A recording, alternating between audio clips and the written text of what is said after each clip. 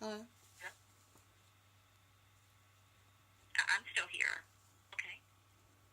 So California, so basically then the attorney would then go to the court and file a petition to open the adoption case.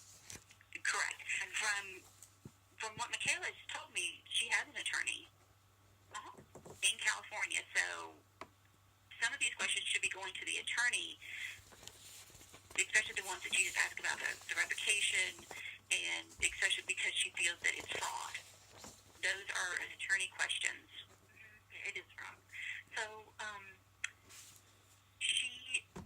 Michaela, have you guys gotten the revocation with all of the state statutes and everything that were violated, and it's sent over to Billy? Yes, we're fixing to go there right now. Okay, so you have to go there, and then all that'll be signed, and then scanned, and then emailed. Mm-hmm. Okay, and then overnighted. Mm-hmm. Okay, good. All right, so so all of the first time, were you ever notified of Michaela revoking her consent? She sent an email this morning. Is that the first time you heard about it? Because Miriam's promise said that they called. Don't even say anything. Just ask. Was it the first time?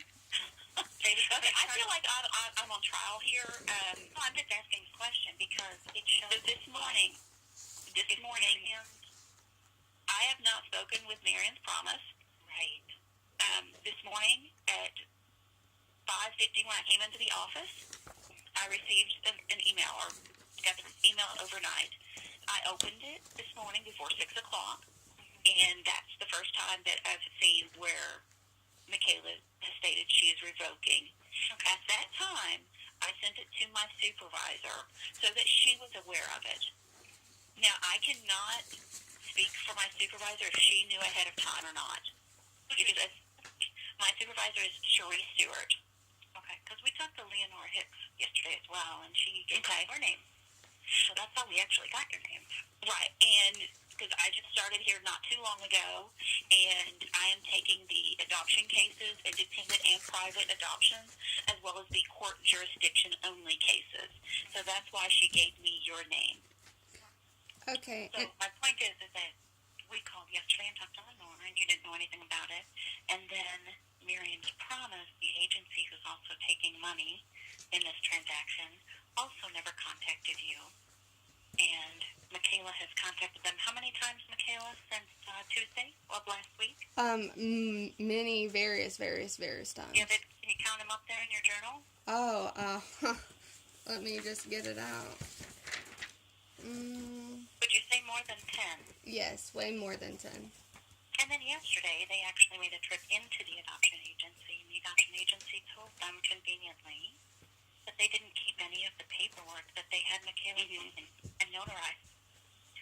So for an agency to not keep paperwork that they're being paid for, highly skeptical of any kind of a business transaction. I mean, when you buy a car, you get papers. So exchanging, a baby exchanging hands definitely would lead one to believe that there was papers, especially with all the legal that goes with that. So, do you see a pattern here? Kind of explaining kind of why she needs an advocate, and then also, of course, why she needs an attorney. Right. As a social worker, I understand about advocacy. I honestly do. But the only thing I can tell her, and I've reiterated again, please hire an attorney and speak to that attorney so that they can fight for your rights. Because legally, we're just the middle person. The only thing I can say is that I have all the paperwork that's here, that I am not missing anything that we're required to send, and the packet is good to go. And the revocation is included in that, then? Yes, ma'am. Okay. So basically, it's up to you now. Because that would be, yes, ma'am, because that would have been the first thing. That's one of the first things that we look for amongst all the legal documentation is if the revocation, just in case, especially when they're a client or a family, is looking to use another state's statutes. Because with Tennessee, there's more leeway. Right, so, if this was done out of Right. Yeah. Just completely unethical. But anyway, that's another thing. Now, in speaking with Miriam's promise, you said that they didn't keep a copy, so that's a moot question right there. Never mind. It's magical because even a notary is supposed to keep things of what they notarized. So I'm totally out of standard operating procedures, I would think, not keeping paperwork. So they actually have a letter in writing. And Michaela, I need to make sure that when you go to the UPS store and send that revocation, there's a formal revocation that's also coming with a bunch of the state statutes that'll be coming. Attached to that will also be the document from Miriam Thomas with Allison Baltrop's signature stating that she did not keep any papers. So when Michaela went to get copies of her paperwork yesterday, they did not have it.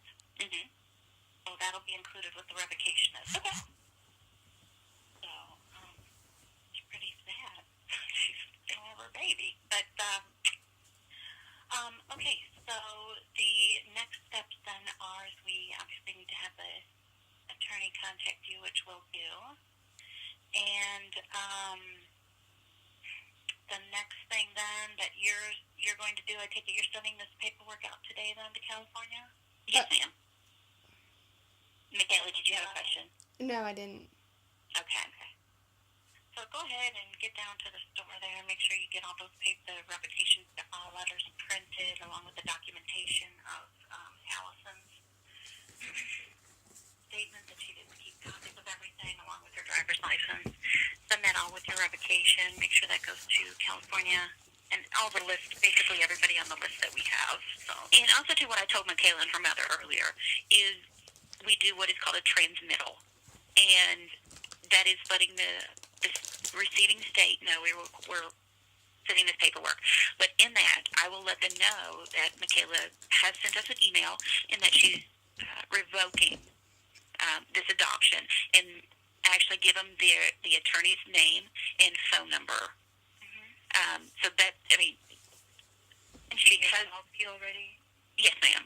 So California will be notified in this packet that I am sending. It's not just being sent out just because.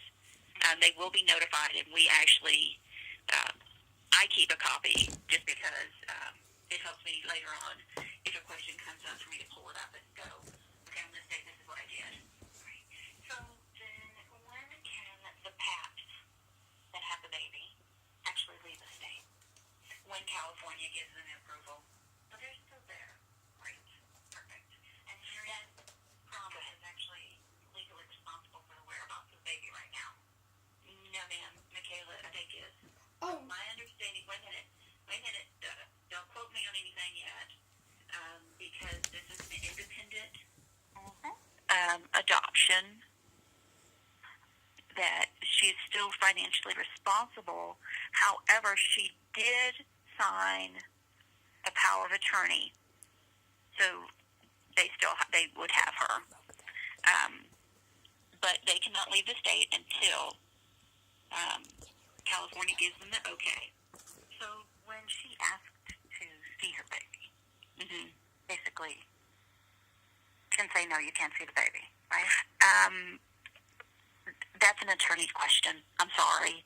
I would not even feel comfortable answering that one, just because we're going by California laws, unfortunately, and I'm not familiar with those.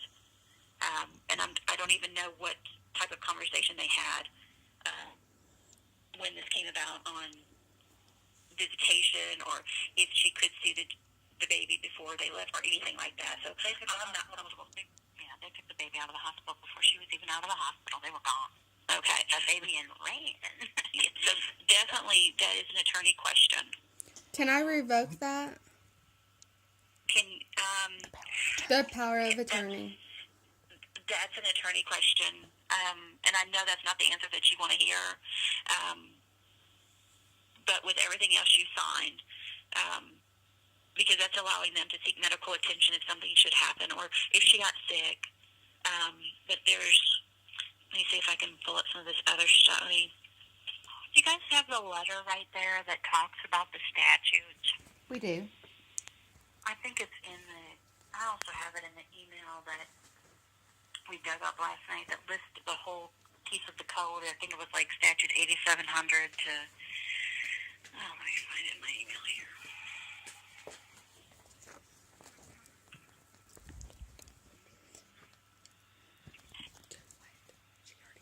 So it was medical and surgical care that you gave them permission to do. In case something should happen, that heaven forbid anything should happen. Mhm. And if I asked to know, like, where my baby was, would I be provided with that information? They kicked him. Basically, what happened is they kicked him out of the agency last night when that question came up. Yeah, I don't have the answer. I don't have the answer to that one. And I know that's not what you want to hear. No, it's just really bad that his mother has literally, these adoption laws are just ridiculous. Mm-hmm. Which is exactly why I do what I do, because this happened to me 4 years ago. Mm-hmm. I know exactly what they're doing. Okay, so I think what we need to do then, guys, is we need to, I'll work with my local contact there who's going to get a local attorney. And we will get this, let me reach out right now. I'll send her a text and see if she's got somebody in mind that agreed to help you guys out. Okay, so you're sending the paperwork today, correct? Yes. All right. Billy, you're sending the paperwork today, right? Yes, ma'am. All right. So how long before, Kayla, how long before you get to the store that you can fax this over to Billy? Less than 10 minutes. Great. Can you hold on, Billy, and let them get you these couple of letters along with the documentation from the agency? Actually, it's going to take me a little bit longer than that to do everything that I need to send it out. Perfect. So it's good to go. Great. So would you mind just giving Kayla a call when you receive the information? Just to the fax, do you mean? Yeah. Sure, she can. I mean, yes, I can. That'd be great. Okay, awesome. So that's your next step, guys. Hustle off to that store and get all these revocation letters sent out. Okay, thank you. Yep. Okay, any other questions?